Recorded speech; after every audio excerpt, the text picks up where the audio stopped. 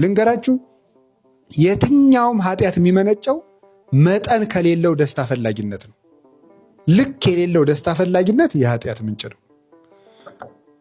እስራኤል ሆይ ይህ ሁሉ የመጣብሽ በምንድን ነው ብለሻል? ይህን ሁሉ ያመጣብሽ እንጀራንና ውሃን መጥገብሽ ነው አይደል ያላት።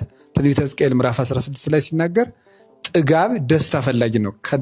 ከደስታን ከመፈለግ ጥጋብ ይመጣል። ከጥጋብ ኃጢአት ይወለዳል። ከኃጢአት እንደምታውቁት እግዚአብሔርን መቃወም ይመጣል። እግዚአብሔርን ከመቃወም ልብ መደንደን ይመጣል። ልብ ከመደንደን ክህደት ይመጣል።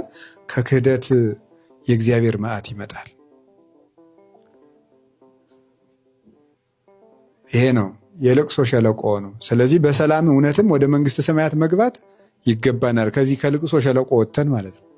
እና ዮሐንስ ወልደ ነጎድጓድ እኮ ጌታ ሆይ እባክህ ቶሎ ና ያለው ራዕየ ዮሐንስ ላይ ምን ያደርጋል? ከዚህ ዓለም ይህ ዓለምን ጥብቅ አድርገው የሚወዱት እኔ መሞት አልፈልግም የሚል